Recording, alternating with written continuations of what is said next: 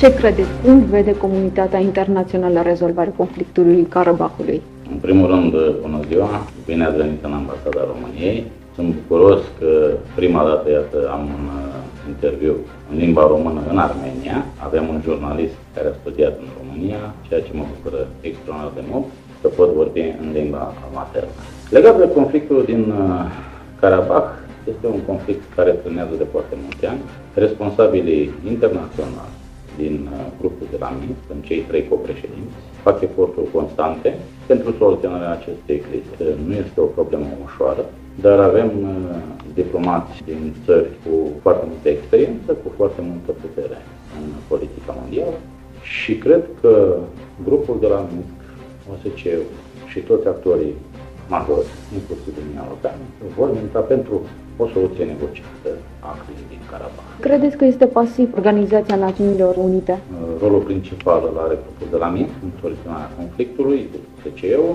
Eu nu cred că ONU este o organizație deosebit de puternică, deosebit de mare, are oameni foarte bine pregătiți, specialiști, experți pe negociere în crize internaționale, dar trebuie să pornim de la realități și să vedem că în criza din Karabah există foarte multe probleme litigioase care nu se pot rezolva ca și atunci când soluționăm o problemă de matematică.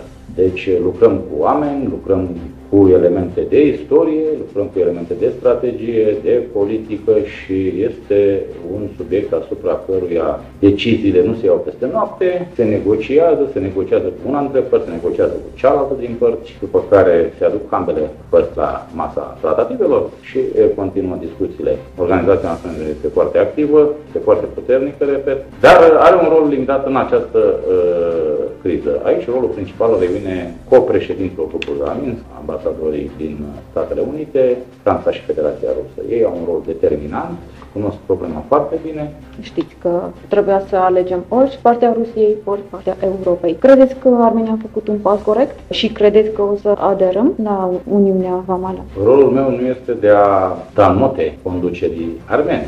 Rolul meu este în primul rând de a observa, de a informa guvernul pe care îl reprezint, președinția României, de ceea ce se întâmplă aici. În mod evident, decizia adoptată la 3 septembrie de conducerea Republicii Armenia este decizia care cea mai convenabilă pentru guvernul armean, pentru Armenia.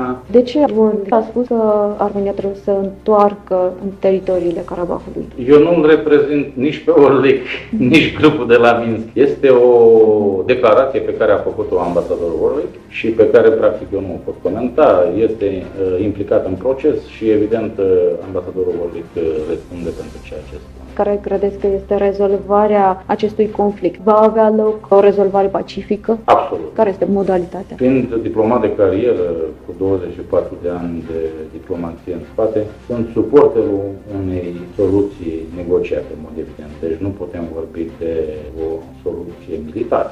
Este evident că aceste negocieri se derulează de mulți ani. Nu se pot rezolva conflictele peste noapte, repet, dar pârghiile militare nu ne ajută. Atunci când sunt pierderi de vieți omenești, atunci sunt probleme. Deci se poate. Absolut. Deci, să fim mai optimiști. Neapărat. Este regretabil că sunt incidente pe linia de frontieră. E foarte important ca acest conflict, această criză să fie soluționată pe baza negocierilor. Lucrăm cu foarte multe elemente de mare subtilitate, de mare rafinament. Aceste elemente nu se pot peste noapte acomoda. În acest caz, Armenia nu va pierde nimic, nici Azerbaidjan. Acum nu putem vorbi, dom'le, nimeni nu pierde nimic, dar vorbim de compromisuri rezonabile. Dai și primești. Trebuie găsit acest echilibru, această balanță între ce dai și ce primești. Atunci când nu poți să ai, să spunem, o situație în care unul spune, dom'le, eu iau tot, asta este deja în război.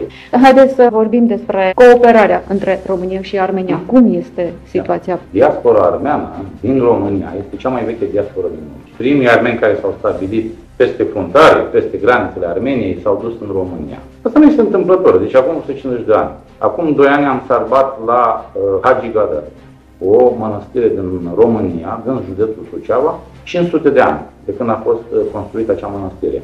La eveniment a participat ministrul externe român, a considerat că este foarte important să participe, după care Patriarhul României, Patriarhul Garechin al doilea al Armeniei, s-au dus toți la Hagi Galar și au observat acest moment. România, de asemenea, este prima țară care a recunoscut independența Armeniei, în 1991. Nu este întâmplător, deci toate aceste evenimente nu sunt întâmplătoare.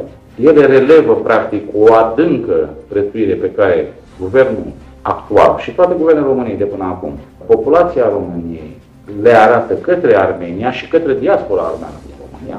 Dacă vă aduceți aminte și perioada dificilă a conflictului 88-94, mulți armeni s-au stabilit în România. De ce? Pentru că întotdeauna ușile au fost deschise în România. Comunitatea armeană în România este o comunitate foarte puternică, o comunitate, în primul rând, foarte elevată, deci oameni cu o instruire, cu o educație foarte bună, foarte mulți miniștri, foarte mulți oameni politici de origine din România. Dacă vorbim de zilele noastre, da, îl avem pe Varujan Bozganian, un senator din România contemporană. Și nu întâmplător președintele Saxian și nu întâmplător Eduard Nalbandian au spus foarte clar: aderarea Armeniei la Uniunea Vamală Rusia, Belarus, Kazahstan nu exclude un parcurs european al Armeniei. Evident, într-o altă formă, pe care guvernul armean, împreună cu Comisia Europeană, le vor stabili, dar în mod cert, eu văd și cred în drumul european, în parcursul european al Armeniei. Forma urmează să definitiveze de responsabilii armeni pe Comisiei Europene. Ați spus că nu s-a stabilit, nu s-a decis o modalitate între Europa și Armenia. Cum va fi? Am avut șansa să discut de multe ori, atât cu ministrul Nalbandian, căruia am spus că este practic unul dintre primii 3 miniștri pe care i-am cunoscut în cariera mea de 24 de ani, din punct de vedere al calității profesionale. Ministrul Nalbandian spunea la un moment dat: domnule, nu vă uitați că Armenia e o țară mică. În jurul Armeniei există încă 100 de armeni. Deci există diaspore în mult mai multe țări, 100 de țări, unde aceste diaspore au un rol determinant pentru profilul internațional al Armeniei. O astfel de diasporă este în România, este condusă, cum spuneam, de senatorul Varujan Bozganian. I-au întâlnit toți ambasadorii UE și, între altele, unul dintre colegi a întrebat pe ambasadorul Națapanian, deci pe fostul ministru adjunct Zoran Națapanian, ce lași moștenire pe linie europeană. Și Zoran Națapanian, un diplomat, v-am spus, deosebit de rafinat, a spus: care?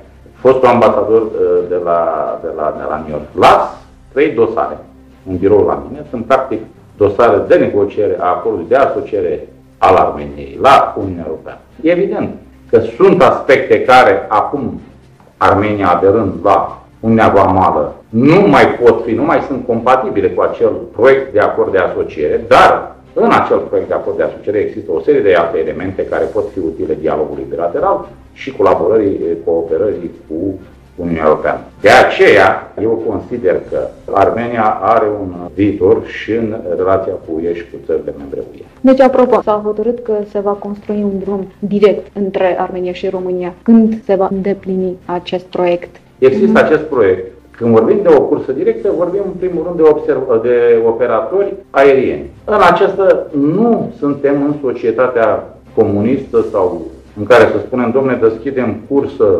București sau Navodca, da, în Siberia, că vrem să facem cursă pentru că așa trebuie. E directiva Partidului Comunist. Nu. Operatorii aerieni sunt activi și au cursă, operează pe direcțiile la care cursele sunt rentabile. Nu poți să obligi pe cineva să facă un serviciu de transport internațional dacă nu este rentabil.